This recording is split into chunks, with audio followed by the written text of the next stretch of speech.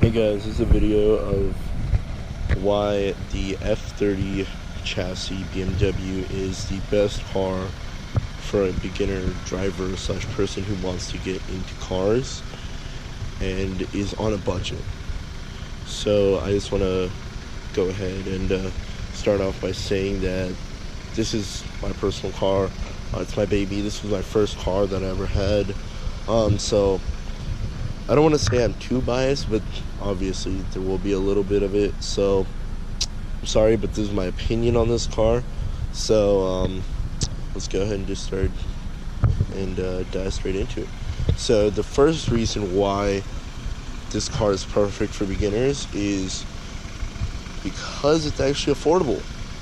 Most people think, oh yeah, they see the BMW logo and they're like, okay, there goes, it's 50, 60 grand.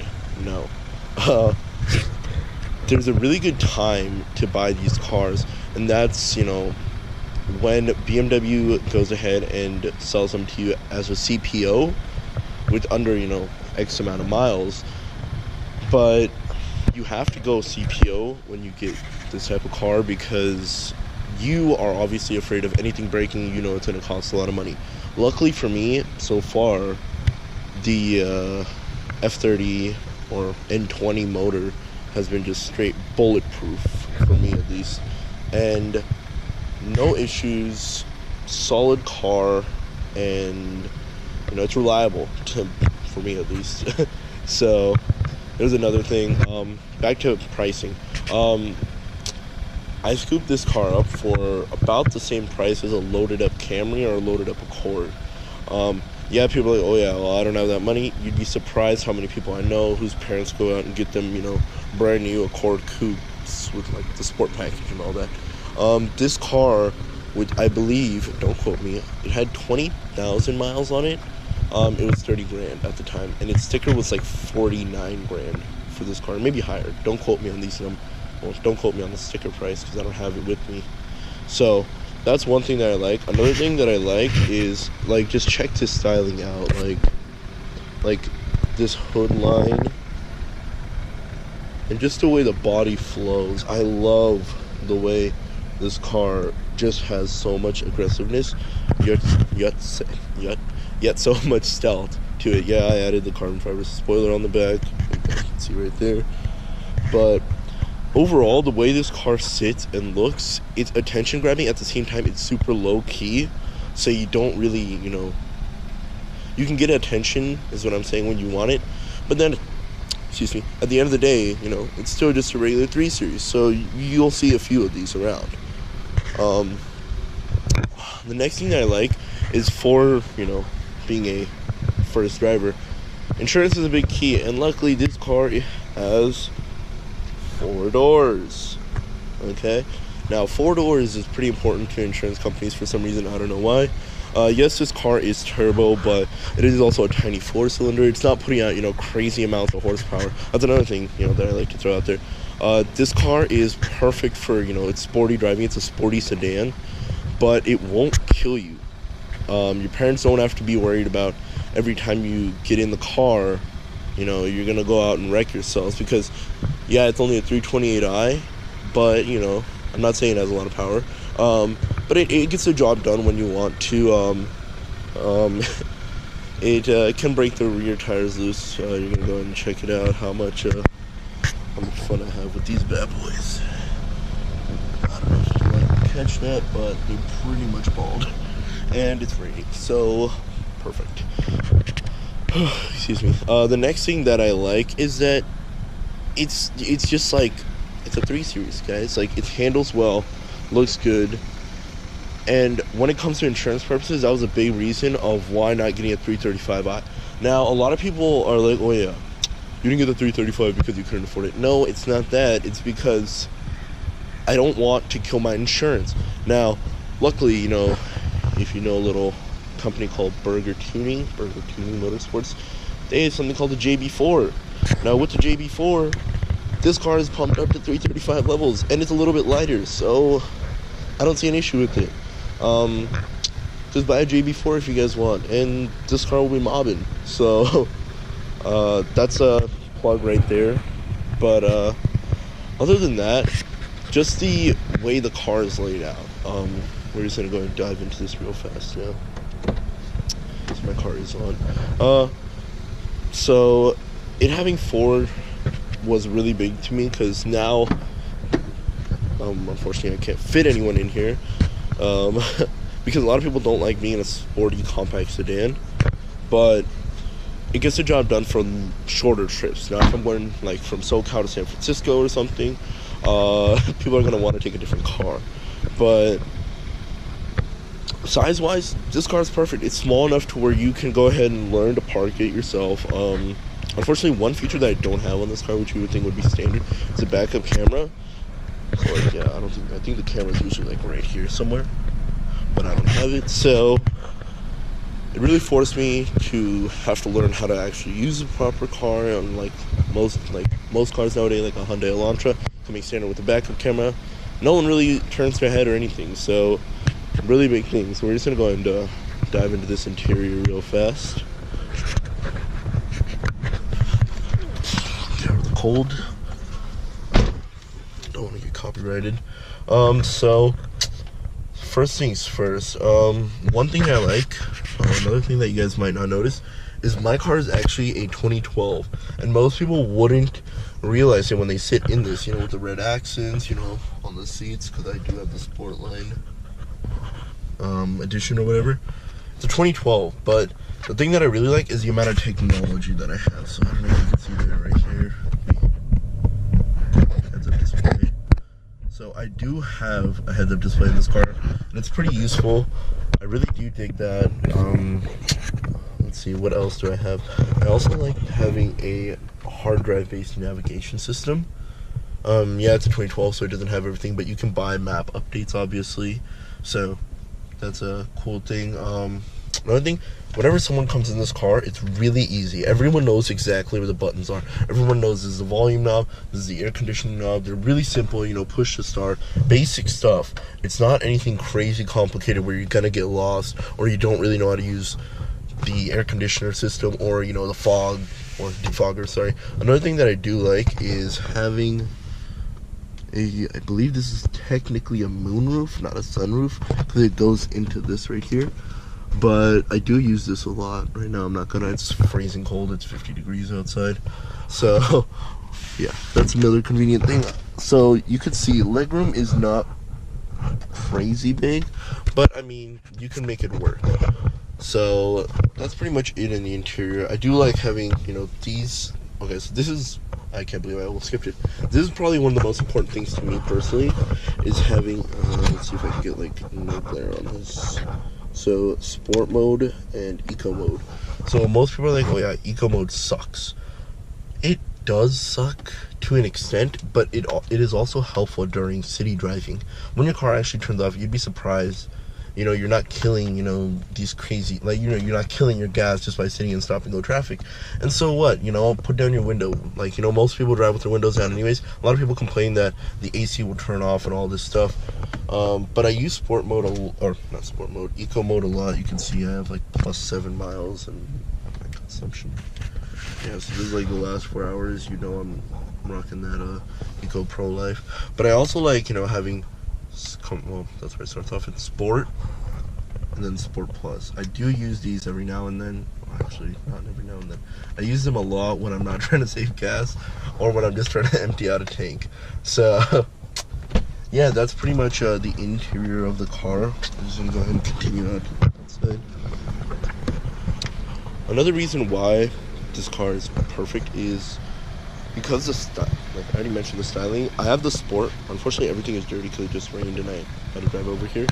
But having these Sportline wheels and not the standard wheels really makes a difference.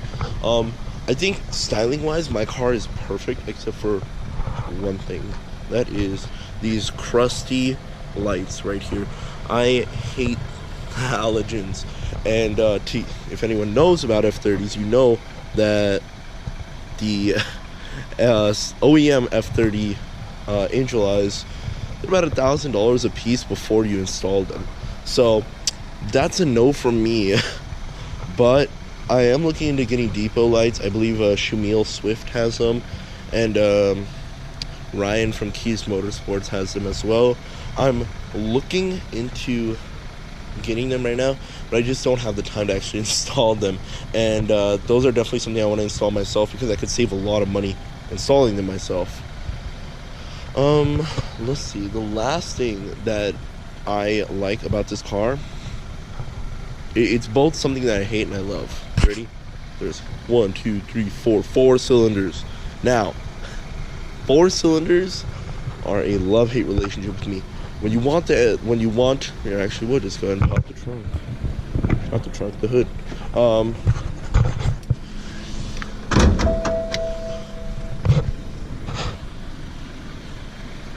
Hopefully I don't burn my hand, guys. Look at all that crustiness. Well, I'm in a love-hate relationship. Love the mileage when I want to get my good mileage, like when I have my long drive to LA from where I live. It's about an hour and a half, depending. Love the mileage then. But when you pull up next to pretty much, unfortunately, a lot of cars on the freeway, 370Z, 5.0 Mustang, obviously, an STI, they're gonna walk away from you unless you put a tune on it, intake, all that good stuff. My car underneath is fully stock, just because I like it to be reliable. I don't want it to ever break down or have any issues. And that's pretty much the conclusion of this video. And those are my reasons why the F30 is the perfect car for any beginner, or not beginner, any new driver, or anyone that's looking to get into a sporty-ish sedan. You get the looks, you get decent amount of performance. Like I said, this will run out obviously a Camry and Accord, those cars. But when you get into higher levels where it's of sportier cars, Camaro SSs and all that kind of stuff, it will start huffing and puffing a little bit at the top end. But solid car, great for canyon cruising, good gas mileage. Yeah, that's pretty much why you should go ahead and get an F30. What is up, guys? Another rainy day out in SoCal, can you believe that? So this video is going to be 5 things I dislike about my personal F30 328i. Obviously, I have to follow the whole YouTube trend and go ahead and tell everyone what I dislike about this car. Now, for the record, this is my baby right here. This is my tank. This is I always rely on this car. It never had a check engine light, no actual issues ever. Okay, literally the smallest issue ever, and that was probably because I was hooning it too hard, and it was under warranty, so that's perfect. So let's go ahead and just dive into this. So first thing that I think I did cover it. Well, we'll just go into the first thing. The first thing, I don't want to pop the hood, is it being a 4-cylinder. Always pulling up to a 335i or a 370Z, something performance-y, and knowing that you're gonna get walked. It's a big thing. You could fix that easily with the JB4, or an intake and maybe an exhaust, and it's workable. But being my daily driver and just being super reliable, I'd rather not mess with that. So that's the first thing. It has enough power to be fun, be spirited, but in most light to light races, unfortunately, how it happens, you're gonna get walked. It is what it is. I can't change it. Obviously I can, but I don't feel like it. But second thing that I hate, the legroom is somewhat sufficient, I want to say. It's sufficient enough as long as you're under 5'10" ish. So legroom, headroom, the whole back seat, as long as you're under 5'10", you'll be fine. Next things that I hate, you hear this?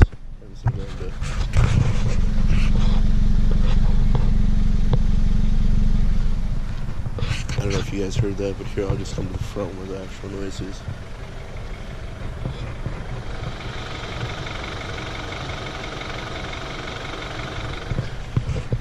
My car sounds like a fucking diesel. I don't know if I was supposed to say the F word, but I mean, people hear this and it literally like it's literally like, why are you making so much noise? I did nothing to you. And this is not just my car, guys. This is a lot of 328i's. They do make this sound. It sounds like a rattle slash diesel slash whatever you want to call it. It is what it is. You can probably change it with an exhaust, but yeah, I'm not trying to do that right now. Next thing that I hate. How easy it is to turn off traction control in this car, because look at my tires, guys. I don't know if GoPro will go ahead and catch the tread, but it's pretty bad, I'm not gonna lie.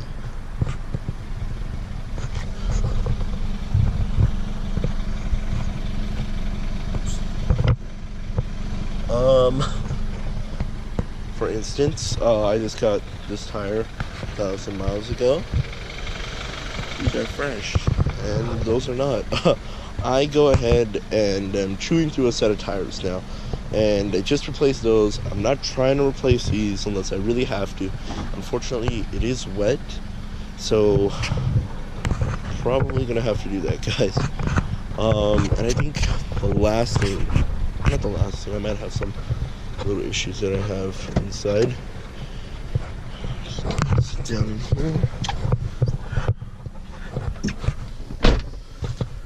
Okay, so another personal issue that I have in my car is, I don't know if you could see that little bubble. Not a bubble, it's like a dent. It's like the previous owner of my car got so pissed at the car that when she went to honk, or she got pissed at someone, I don't know if it was the car. When she went to honk, I guess, I don't know how to like really capture it. She literally pushed the emblem inside the steering wheel in, and there was like a little dent right there. So that's just a little personal thing that, you know, I could probably replace it, but I don't really know how to yet. So that's one of the things. You already know. Here's another issue that I have. Eco mode in the city, you have to understand. That's my mileage as, what is it, 15.7. Yes, it takes premium fuel. If you're really gonna, you know, cry about, oh yeah, I have to fill up 91 in my car, this car is not for you. That is the standard. Don't be like one of those idiots that's like, oh dude, I'm on 87, it's still running, it's all good. Don't do that, guys. So what's another thing that I don't, you know, really like is some of the build quality in this car. Not everything, you know, like this, really good leather, really good handbrake, you know, this is really good. What is this? Wait, I don't know if I can capture it. Swipe that down. It's like tearing apart the inside, not the outside. The outside is black piano veneer, just like this, but the inside is this weird rubbery coating kind of thing, and that's like falling apart. And you could see, like, I tried to clean these a lot, and just like these marks up top will not go away. Yeah, so this is the best I could get it to. So luckily, like, that looks nice, but this one just will not clean up. There's like gunk on it or something. So excuse me.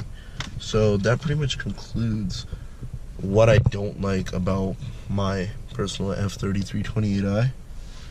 Thank you.